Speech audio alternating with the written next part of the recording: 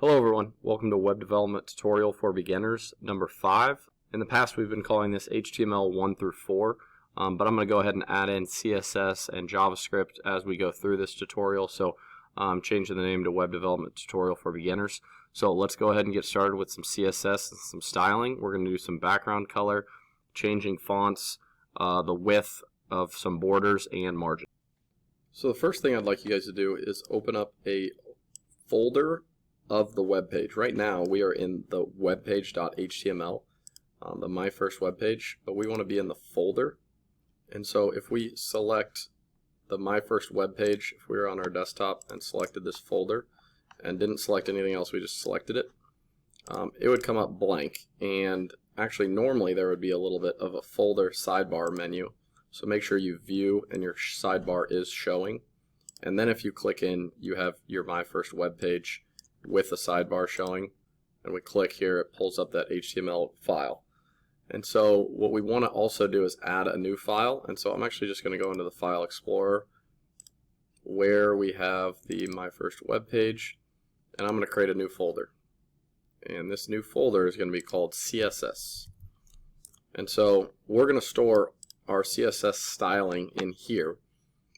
And the reason we do that is because there's a lot of different things that go into the styling, and we want to make sure that that is all composed into the same area. And in case we want to use some of these things again and do different things with it, you need to make sure that's all in its own folder. So we can do style, call the file style, and make it a .css. That'll change the type to a cascading style sheet, which is what CSS stands for. And so now that it's a style or a CSS file, we can go back in, and now we have our own folder in our Sublime text, and it's called style.css. Now we could change the whole body, and this would change everything to background color green, and Control S, and way to do it, and a little bit more professional way to do it, and I'm going to show you that right here. So you're going to link, and so you just type in link and then tab, and it'll pop up the style sheet, the type, and then what are we referencing? Well, we're going to reference our CSS folder and our style.css file. And now that we have that file, we are able to use what we call divisors, which we created one down here when we did our first little CSS styling, but we are going to do a div, and we're going to encapsulate what all we want to change. And so right now I'm just going to change my header, create your first web page, and my image. And so when I do that, I would like to make sure that it's very specific in what I'm going to change. So I'm going to give it a class name, and this class we're going to call container. And anytime we use container, it's going to know to do the same styling that we've done for this spot right here. And so if we do .container, we can give it a width, and now this width will be the size of the website. And so if we did a pixel size, say we did 500 px, you want to make sure you Control S and save the HTML file as well as save the CSS file, because you change both things on there, and then you can reload. And neither of these are wide enough to go surpass the width, so let's try this at a lot smaller of a size. So if we go back into our CSS and do 50,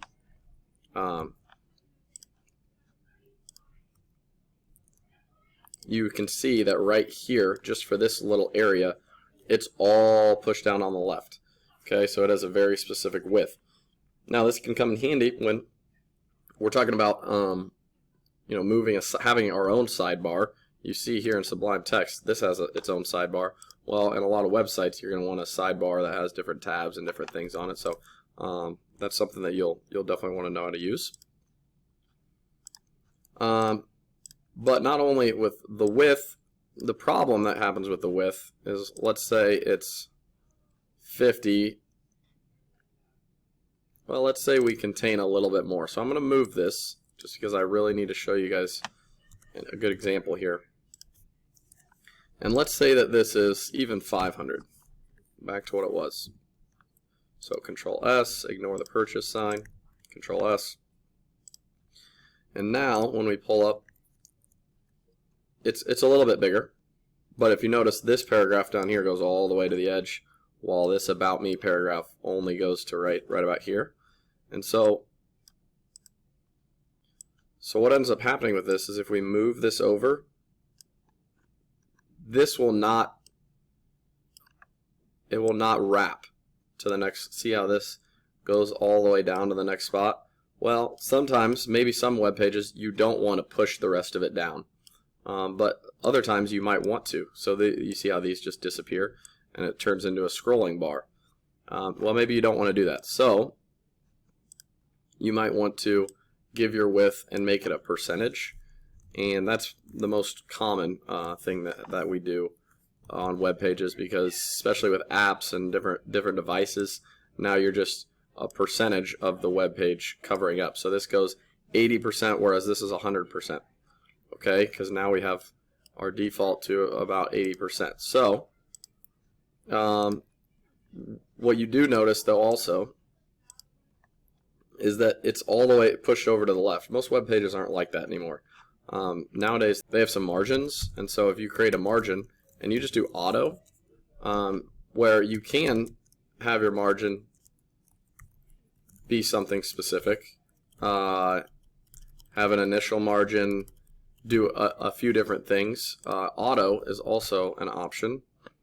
And now if I move this over, this is automatically pushed it over a certain amount, and it hasn't centered everything. Notice nothing is necessarily centered. It is just pushed over and has a margin along the edge here, and the rest of it does not. So anything without a container does not have a margin.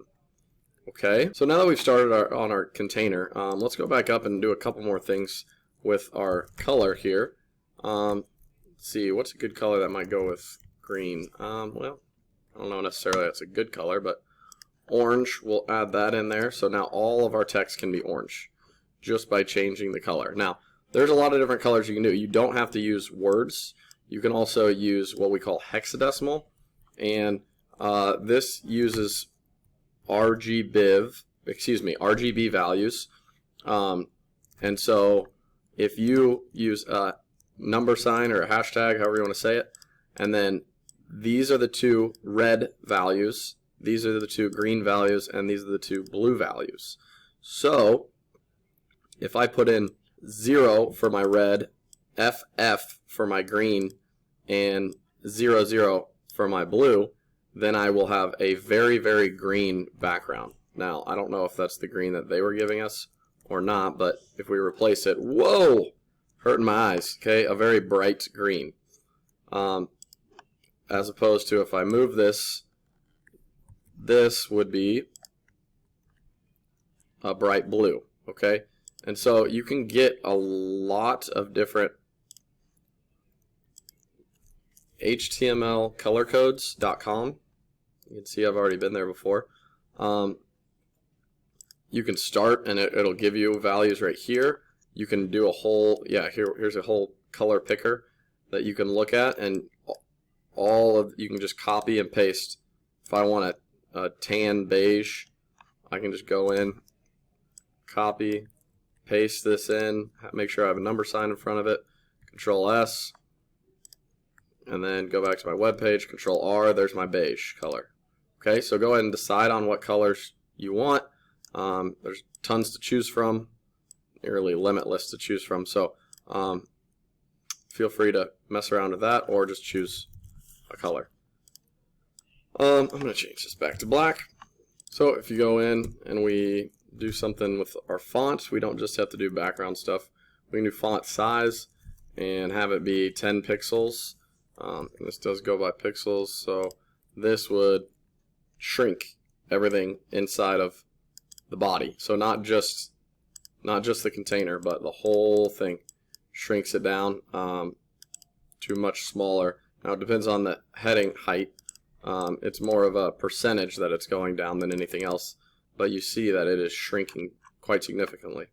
Next we'll go into a font family. So we can do Arial, Helvetica, and sans serif.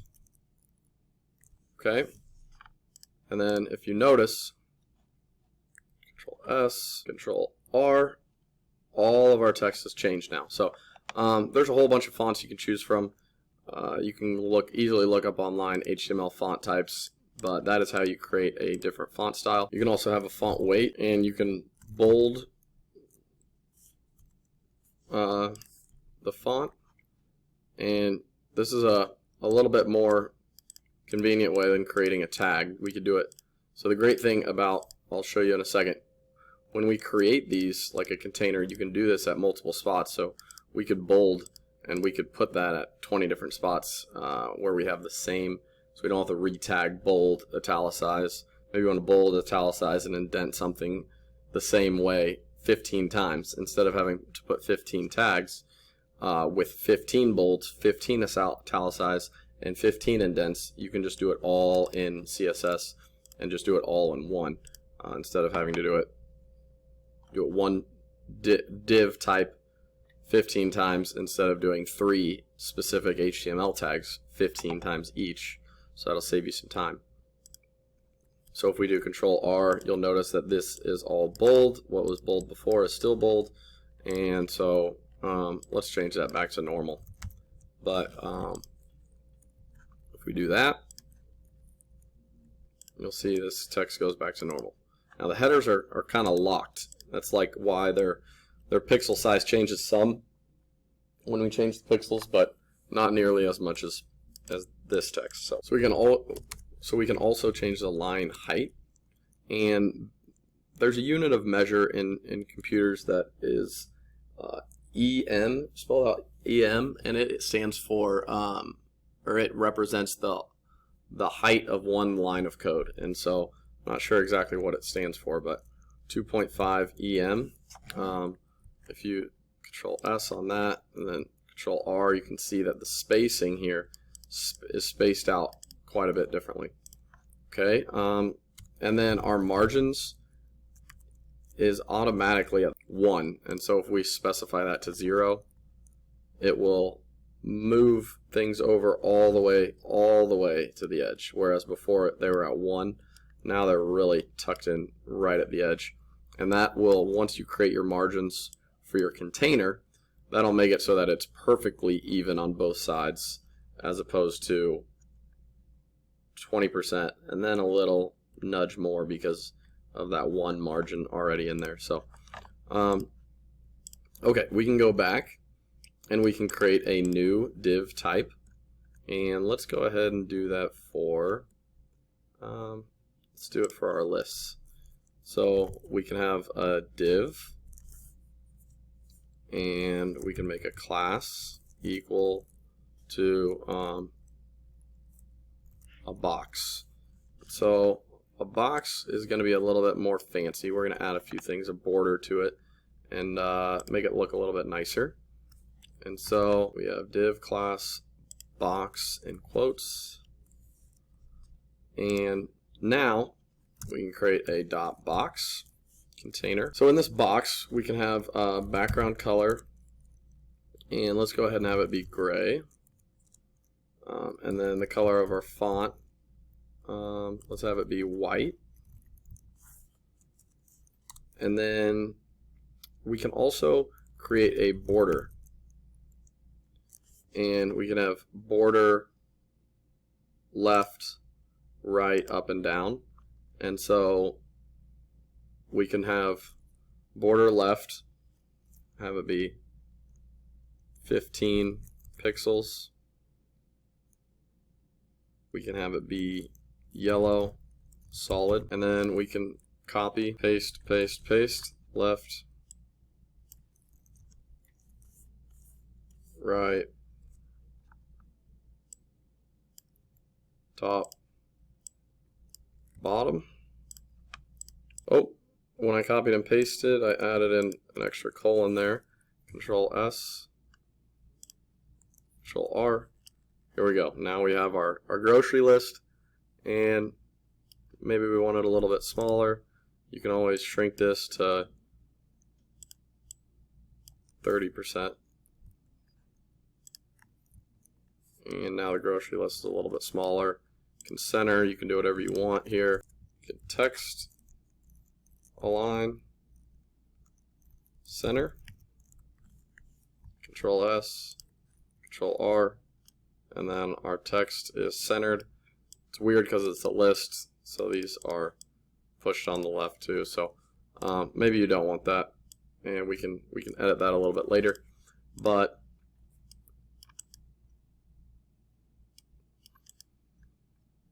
you could also simply, if you just wanted to have all the borders, you could just do border 15 pixels, yellow, solid, and that would be the same as what's going on up here. If we got rid of this, Control S, Control R, still same border happens. The alignment obviously changed because we changed that. And if you go through here, you can just look up the different things that you can do with the border. You might want to collapse, move left, right, change the width, change the spacing. There's a lot of different things you can do. So that is it for Beginner Web Development Tutorial 5. The first one with CSS, we learned how to change the background color, changing fonts, width, and margins, as well as just implementing CSS for the first time and creating files for it. So I hope you guys enjoyed, and you'll continue on with me through CSS and into JavaScript. Thanks for watching.